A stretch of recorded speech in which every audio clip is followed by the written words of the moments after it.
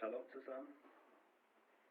Ich habe heute Morgen an eine Begebenheit aus 1991 gedacht und das zwar jetzt nicht heute Morgen erst verstärkt, sondern auch zuvor, die letzten Tage habe ich immer wieder an diesen Traum gedacht und auch heute Morgen, als wir im Gottesdienst davon hörten, dass die Midianiter gekommen sind, um bei Israel damals im Buch der Richter ihre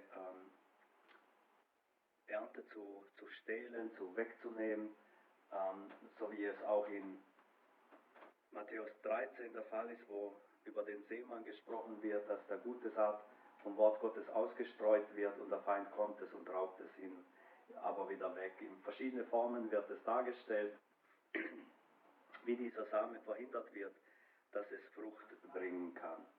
Und so will ich auch von meinem Traum erzählen, die ich 1991 am 10. Juli 1991 hatte. Und ich hatte da eine Vision im Traum und das wollte ich gerne berichten, weil es ist auch richtig, dass man das Zeugnis Jeschuas haben soll und dass man das Wort Gottes bekräftigen soll, was alles Gott in einem Leben getan hat. Und das wollte ich jetzt hiermit tun. An einem Mittwochmorgen, früh am Morgen, vielleicht 4 Uhr nachts, das war der 10. Juli 1991, hatte ich einen Traum. Und zwar, ich habe in diesem Traum ein Wasser gesehen, soweit ich sehen konnte. Ich war einige Abstand vom Ufer entfernt und habe so das Wasser angeschaut und es war wie ein Riesensee oder so, aber es war sehr schön anzusehen. Die Farbe war sehr schön, kristallklar, die hat gefunkelt, war wie Türkis oder so, aber es war sehr schön, war wirklich schön und interessant anzusehen und deshalb bin ich dann immer näher gekommen. Und je näher ich diesem Wasser gekommen bin, umso mehr habe ich Details gesehen und dann habe ich gemerkt, dass eigentlich auf dem Wasser Feuerflammen sind. Ich weiß nicht, warum ich das vorher nicht gesehen habe, aber ich kam näher und je näher ich kam, sah ich die Feuerflammen umso deutlicher und die waren auch sehr schön, eine sehr schöne Flamme, gelblich, orange und so und wie halt eben Flammen sind, aber es war auch sehr schön und da bin ich sehr nah an das See hinangekommen und ich hatte kaum zugeschaut, weil ich so interessiert war, was ich da sehe, weil ich es nicht verstanden habe, warum ein See im Feuer sein kann, ja, oder Feuer auf einem See. Das habe ich irgendwie nicht verstanden und ich bin so näher hingegangen und dann habe ich plötzlich gesehen, wie ein Mann im Feuer, so in seinem Bogen, zu mir sich gewendet hat und zu mir gekommen ist. Der war nicht weit, vielleicht 10, vielleicht 20 Meter, ich weiß es nicht genau, aber er war nicht weit. Ich habe ihn genau in die Augen schauen können. Er war bis zu den Knien ungefähr in diesen Flammen gestanden. Er war in einem weißen Kleid oder Mantel drin und hier oben unterhalb der Brust und Hüfte war so ein breiter goldener Schal und an der Seite war dann, ich glaube, 2 Knöpfe, also Knoten und das eine Schalende war ein bisschen länger wie das andere. Es war aus Gold. Und aber das Erste, an was ich überhaupt gedacht habe, als ich diesen angeschaut habe, der war so schön. Mein Gedanke war, wow, so einen schönen Mann habe ich noch nie in meinem Leben gesehen. Und ich war so perplex, der war so schön. Und dann kam er auf mich zu und er hatte braune Bart, braune Haare so, aber wie gesagt, seine Augen waren wunderschön, wunderschön. Und als er dann näher zu mir kam, bis auf 1 Schritt oder 1,5 Schritte, ganz nah an mich heran, hat er die Augen, warum auch immer, erneut aufgemacht. Und da sah er ganz anders aus.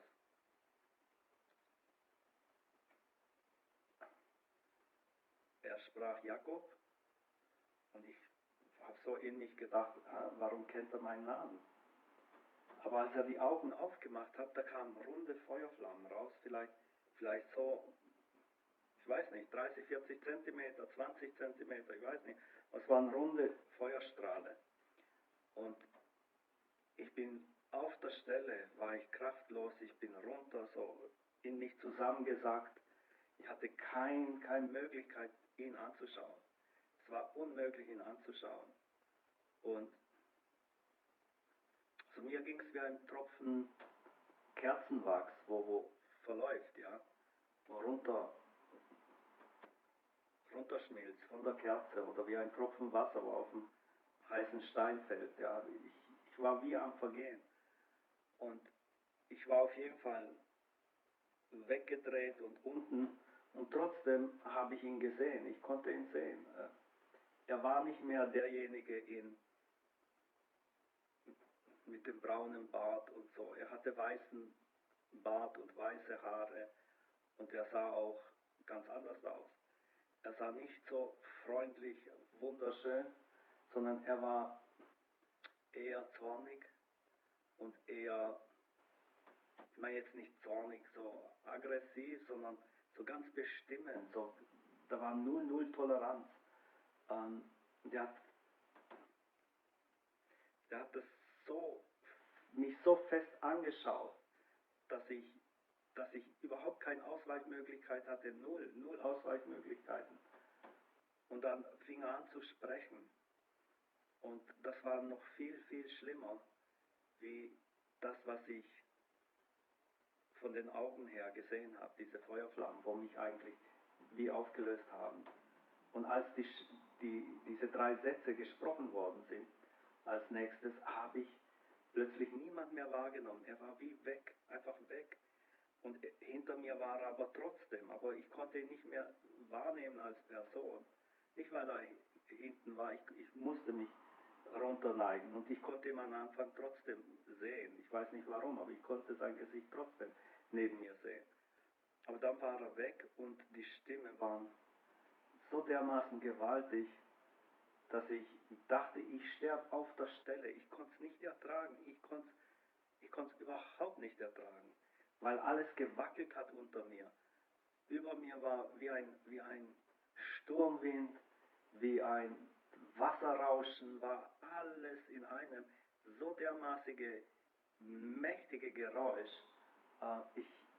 Ich dachte, ich platze, mein Ohren platzen, mein Inneres platzt, weil alles so gewackelt hat, dass mit so einem tiefen Ton, ich habe ein Erdbeben mitbekommen, da ging auch so ein tiefer Ton unter dem Bett durch, mitten in der Nacht, und das war schrecklich, dieser tiefe Ton, so brummender Ton.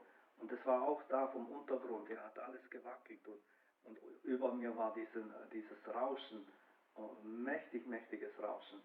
Und die Stimme war wirklich kaum auszuhalten für mich. Aber die Stimme hat gesagt, Jakob, dein Leben hängt an einem seidenen Faden. Ich kann es dir nehmen und ich kann es dir wiedergeben. Du wirst nicht 3-mal schlafen können, dann werde ich deine Seele von dir fordern. Und wenn du nicht tust, was ich dir sage, werde ich dich in die Hölle werfen. Oder werde ich dich in die Hölle werfen müssen. Eins von beiden. Aber ich glaube, er hat gesagt, dann werde ich dich in die Hölle werfen. Und wie gesagt, während diese 3 Sätze hat alles gebebt und gerauscht und es war unerträglich für mich. Und er war auch weg. Er war weg. Und trotzdem, als er fertig gesprochen hat, sah ich, wie dieser junge Mann, ich war damals 20, er war vielleicht 30, 35, ich weiß nicht, aber schon älter wie ich. Und er ging dann hier, wo er gestanden ist, neben mir, ging er wieder zurück in diesem Wasser, in diesem Meer von Flammen, ging er wieder eine ganze Strecke und dann ist er verschwunden. Und das war mein Traum. Aber es war mehr real, wie wenn ich jetzt von mir rede. Ich nehme zwar alles mit meinen 5 Sinne wahr, aber diese Wahrnehmung im geistlichen Bereich ist, denke ich, noch viel, viel intensiver und real als das, was wir in diesen 5 Sinne im Körper hier wahrnehmen.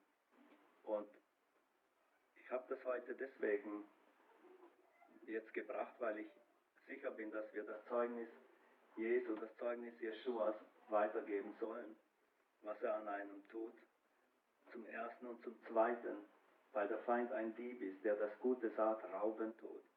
Und es waren 3 Sätze. Gut, es sind jetzt bald 32 Jahre her, aber ich habe in der Zwischenzeit, habe ich sogar 2 von diesen 3 Sätze ist mir entgangen, oder ich konnte nur Teile davon.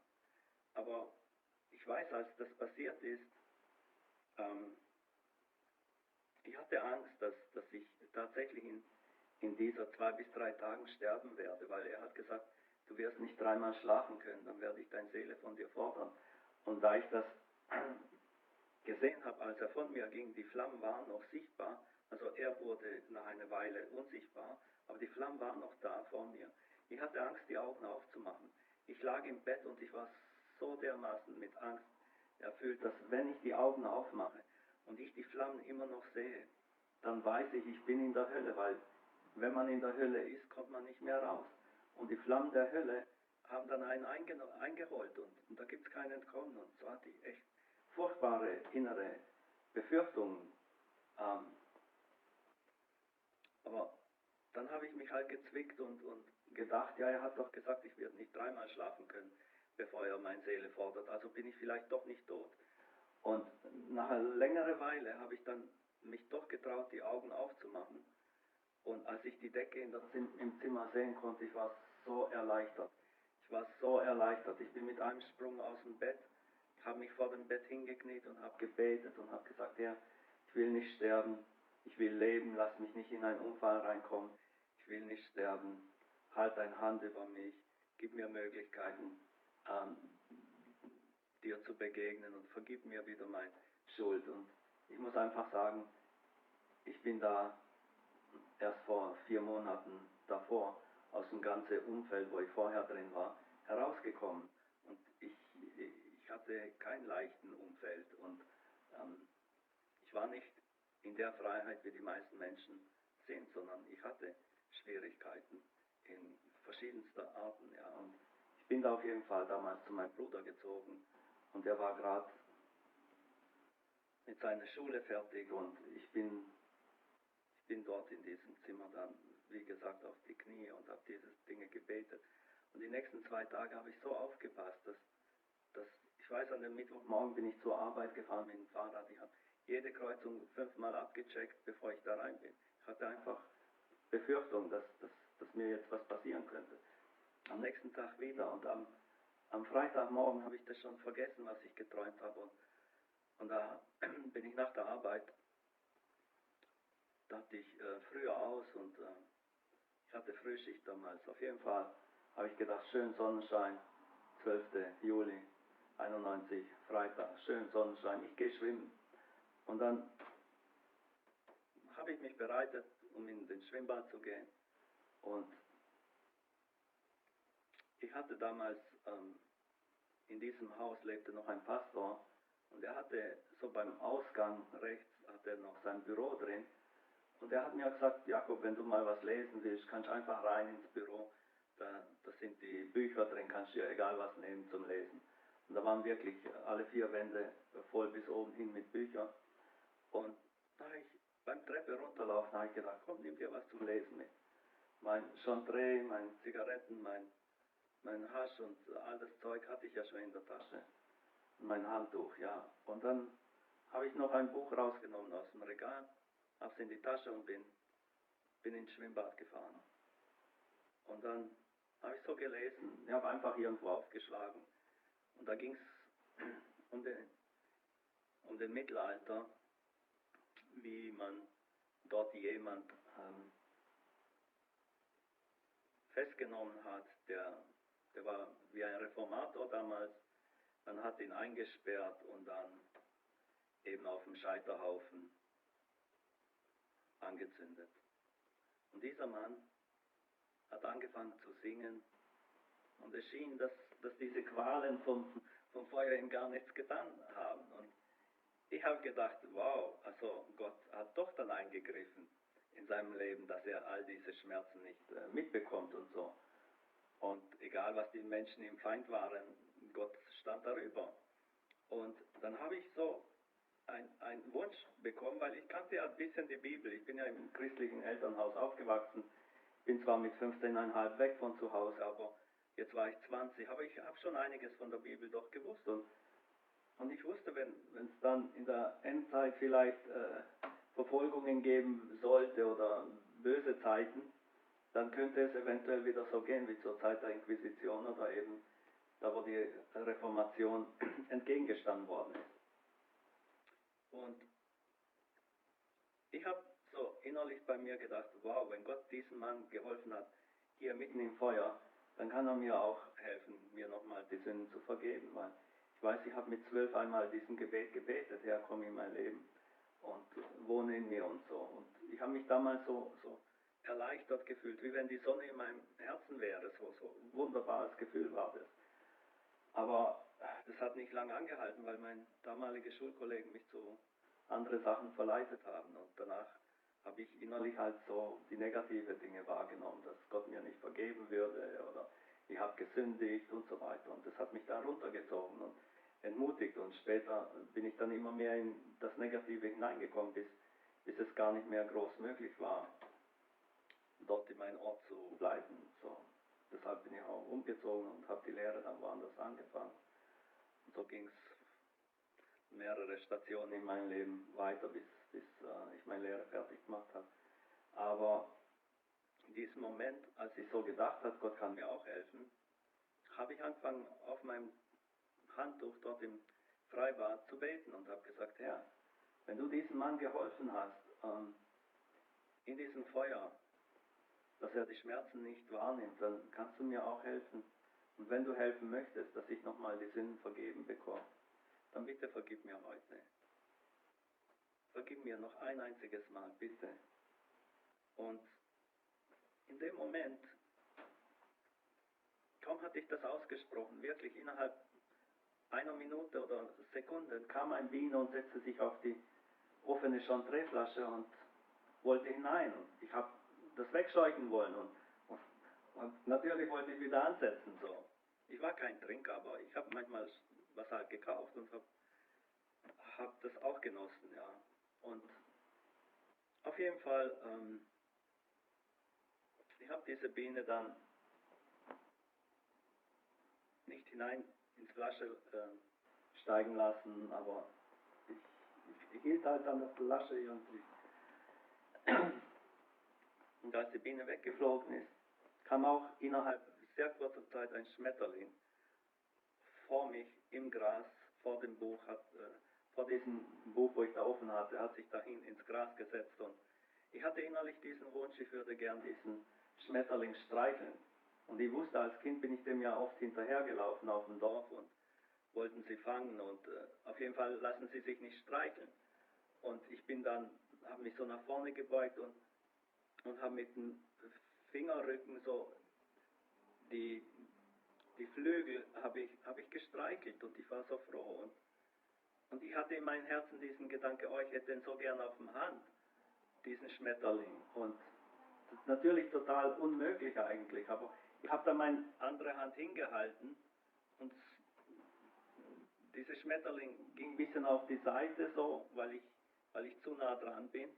Aber ich hatte diesen Wunsch und dann sprang sie mir da auf dem Arm, auf dem Hand und ich habe es dann mit dem anderen Finger so streicheln können.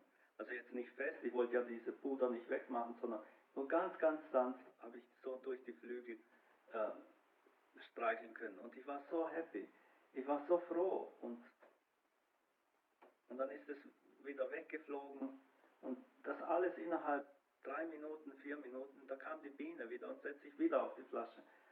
Und ich habe mich aufgeregt und habe gedacht, was soll das, weißt ich und habe wieder am liebsten ansetzen wollen, aber dann habe ich gedacht, nee, ich habe gerade gebetet, ich will das jetzt nicht. Und Und dann habe ich überlegt, so, jetzt ist das eine Versuchung, dass ich wieder die Flasche nehmen soll? Oder was war das jetzt mit dieser Schmetterling? Ich hatte ja diesen Wunsch nur in meinem Herzen. Und dann ist es passiert. Und ich weiß nicht, aber es war ein tiefer Wunsch. Nicht so einfach, ja, ich mach mal schnell. Sondern ich hatte diesen Wunsch, als ich diesen Schmetterling sah. Und dann habe ich gefragt, Gott, warst du das? Dass dieser Schmetterling sich erlauben lassen hat, sich zu streicheln zu lassen und dass es dann auf meine Hand kam, als ich diesen Wunsch hatte. Warst du das? Und dann kam es mir immer mehr, ja, es muss Gott sein. Ja, es muss Gott sein. Und da habe ich gedacht, so, Herr, ich will dich nicht versuchen, aber wenn du es warst, lass es doch bitte noch einmal geschehen. Ich will das nochmal erleben, damit ich gar keinen Zweifel habe. Und ob es jemand glaubt oder nicht, ich habe nach dem Ausschau nach dem Schmetterling gehalten und siehe da, nicht weit von mir, ein paar Meter weiter, flog das Ding immer noch rum und es kam wieder vor meinem Buch und hat sich wieder im Gras gesetzt und ich habe wieder meine Hand hin und es kam wieder auf meine Hand und ich habe es streichen können. Und ich war so voller Freude, dass ich platzen könnte. Ich könnte platzen vor Freude. Das war so eine unwahrscheinliche innere Zufriedenstellung, ein jegliches Zweifel auf die Seite zu schieben. Und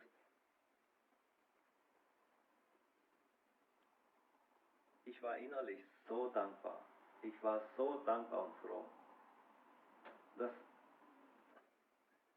ich Gott neu erleben durfte nach so vielen Jahren.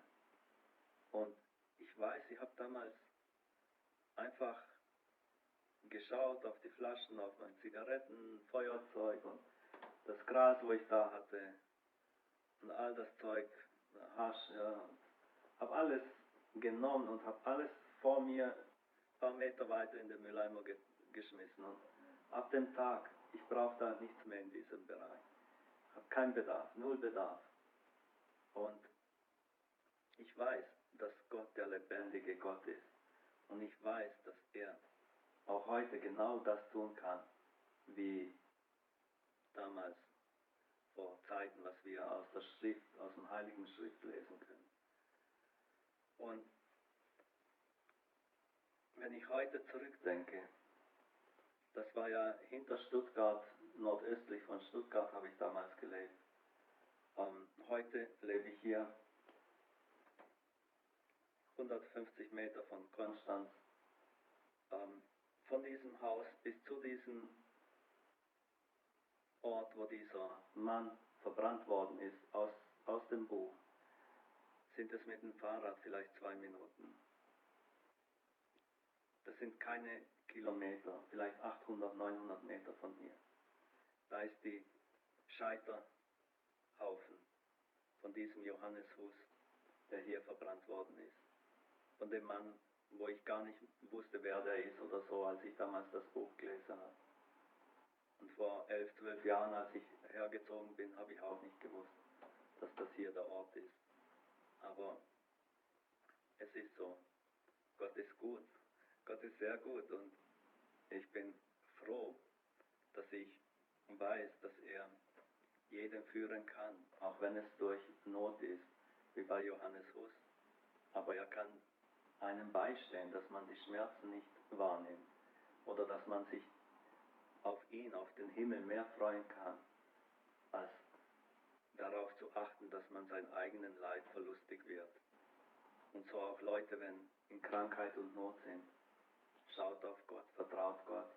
Und Gott ist mitten im Sturm, mitten im Kampf, ist er bei euch und hört die Stimme seiner Kinder. Ich habe heute Morgen ganz klar diese innere Wahrnehmung gehabt, ich solle darüber sprechen, weil es ist ein Zeugnis, wo ich sagen kann, Gott hat sich offenbart und es ist mein Zeugnis und ich soll davon sprechen. Denn der Feind, der ist auch unterwegs und er versucht wirklich diesen guten Samen zu rauben. Ihr kennt, ich denke, manche kennen die Gleichnis, aber ihr kennt diesen Schriftwort aus Matthäus 13, da geht es um den Seemann. Und auch andere Evangelien berichten davon, aber da geht es darum, dass der Seemann diese Saat ausstreut und manches fällt auf den steinigen Boden, manches fällt unter den Dornen und manches fällt auf steinigen Boden und anderes wieder auf guten Boden. Und nicht überall kann dieser Samen aufgehen, weil manchmal kommen die Vögel und picken es weg oder auf steinigem Boden bekommt es kein Wurzel und unter den Dornen, da kommen die Sorgen dieser Welt und ersticken es und es überwuchern es und dann fällt das Licht, fällt die Nahrung und so geht diese Pflanze auch ein. Und ich möchte aber aus Matthäus 13, Vers 18 einige Worte lesen, was Jeschua hier sagt über diesen Deutung, weil für mich ist diese Deutung von der Seemann eines der grundlegendsten Sachen, wo unser Heiland überhaupt berichtet hat von seinen Gleichnissen. So hört nun ihr das Gleichnis vom Seemann. So oft jemand das Wort vom Reich hört und nicht versteht, kommt der Böse und raubt das, was in sein Herz gesät ist. Das ist der, bei dem es an dem Weg gestreut war. Auf dem felsigen Boden gestreut aber ist es bei dem, der das Wort hört, sogleich mit Freuden aufnimmt. Er hat aber kein Wurzel in sich, sondern ist wetterwendig. Wenn nun Bedrängnis oder Verfolgung entsteht, um des Wortes willen, so nimmt er sogleich Anstoß. Unter die Dornen gesät aber ist es bei dem, der das Wort hört, aber die Sorgen dieser Weltzeit und der Betrug des Reichtums ersticken das Wort, und es wird unfruchtbar. Auf das gute Erdreich gesät aber ist es bei dem, der das Wort hört und versteht, der bringt dann auch Frucht, und der eine trägt 100-fältig, ein anderer 60-fältig, ein dritter 30-fältig. Ja, hier haben wir gelesen, so oft jemand das Wort vom Reich Gottes hört und nicht versteht, kommt der Böse und raubt das. Und ich muss sagen, von diesen 3 Sätzen, wo ich damals hatte, in diesem Nachttraum, Nachgesicht oder Erscheinung, mehr als die Hälfte hatte ich nach 10, 15 Jahren schon vergessen. Ich wusste sie nicht mehr. Ich wusste sie einfach nicht mehr. Ich habe Teile davon gewusst, aber nicht mehr den ganzen vollen Satz. Und ich weiß einmal, vor etwa knapp 10 Jahren, habe ich gesagt, Herr, ich will das doch wieder wissen. Was war das genau? Und die Worte sind mir dann 1, 2 Tage später, als ich 2, 3 Mal danach gefragt habe, ist es mir wieder ins Herz gekommen. Genau, das war's. Und da war bei dem zweiten Satz, wusste ich es auch nicht. Ich hatte von diesen 3 Sätzen 1 bekommen ins Herz, wie es war. Und ich habe mich dann erinnert. Und ich wusste, das war genau so. Und dann, unlängst, hatte ich aber immer wieder auch gebetet, habe ich gesagt, ja, aber beim zweiten Satz, da fehlen noch Teile davon. Ich weiß es nicht mehr. Und dann habe ich versucht, dort, wo ich zum Beispiel ein Bewerbungsschreiben in der Bibelschule mal geschrieben habe, mal nachzufragen, ob diese Bewerbungsschreiben noch existiert oder so, dann könnte man nachschauen, weil dort habe ich es mal reingeschrieben. Ist zwar auch schon 30 Jahre her, aber ich habe gedacht, ja, probier es mal. Aber die hatten es natürlich nicht. Und ich hatte einen Bruder, habe ich ja diesen Traum dann am nächsten, ein paar Tage später erzählt gehabt, und zum Glück hatte er einen guten Gedächtnis. Und dann hat er mir gesagt, ja, du hast doch das und das damals gesagt. Das ist schön, wenn jemand nach so vielen Jahren noch Details weiß. Das ist wunderbar. Ja, manche Materialien helfen einem Menschen, vergesslich zu werden. Und ich hatte genug von diesen Materialien in meinem Körper. Und ja, die haben auch ihr Beitrag in meinem Leben hinzugefügt, leider. Auf jeden Fall danke ich Gott. Ich danke Gott, dass er das, was die Fresser weggenommen haben, erstatten kann. Und diese Fresser, der Feind, der kommt und will allen Guten von uns rauben. Aber wir sollen es nicht erlauben. Wir sollen es nicht zulassen, dass der Feind einfach seine Art durchziehen kann bei uns, sondern wir sollen darauf aus sein, was Gott tut und an seinem Wort festhalten. Und dann wird es gelingen. Ja, das war mein Zeugnis über meinen Traum.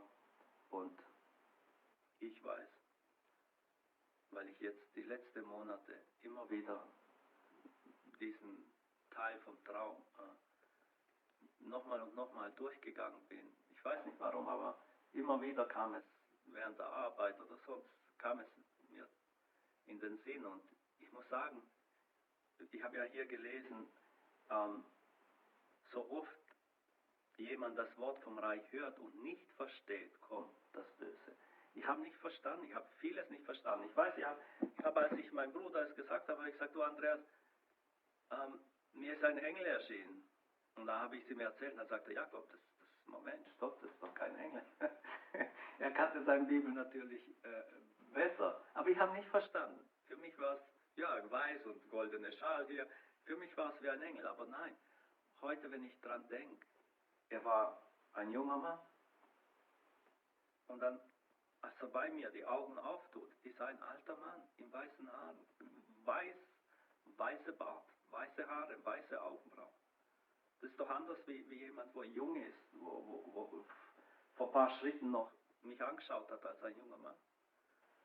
Und auch als ich die Stimme wahrnahm, das kam ja nicht jetzt unbedingt von hinten, aber das war ja wie surrounded von der ganzen Stimme und Klang. Aber ich dachte, weil er neben mir stand und ich mich so weggedreht habe, dass er dann hinter mir ist. Aber er war überall, diese Stimme, diese Klang. Und heute verstehe ich mehr, weil heute ist mir wichtig, nicht nur was passiert ist dort in diesem Traum, sondern wer es ist. Es war Gott für mich ganz klar. Ich habe ihn in Jeschua vor mir gesehen, ja, aber ich habe ihn auch als Vater sehen können.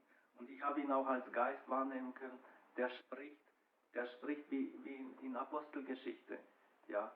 Und von dem her, ich weiß, diese Offenbarung war mehr einfach als nur verschiedene Szenen in einem geistlichen Bereich. So, und weil ich verstehen lernen möchte, deswegen beschäftigt mich das auch immer wieder jetzt mehr und vielleicht ist es jetzt an der Zeit, wo man weise sein soll. Ich weiß nicht, warum ich vor 30 Jahren das nicht schon mehr im Herzen bewegt habe, aber jetzt kommt es wieder mehr und mehr und Gott ist für mich das Allerwichtigste, was es in diesem Universum gibt. Wir alle hängen an ihm und von ihm ab. Alles dreht sich um Gott. Und dort, wo wir nicht Gott die Ehre geben, freiwillig, dann ist doch schade, weil er sollte unser Leben sein. Christus sollte unser Leben sein. Ja. Und ich gebe diesen Zeugnis einfach weiter und hoffe, du profitierst davon und verstehst davon. Ich lasse mich auch nicht auf irgendwelche Themen ein, wie auf Dreieinigkeit oder so, mache ich nicht. Aber ich kann sagen, ich habe das so erlebt und was andere Menschen mit ihrer Anschauung machen, das ist ihre Sache. Seid gesegnet, Gott mit euch. Shalom, Shalom.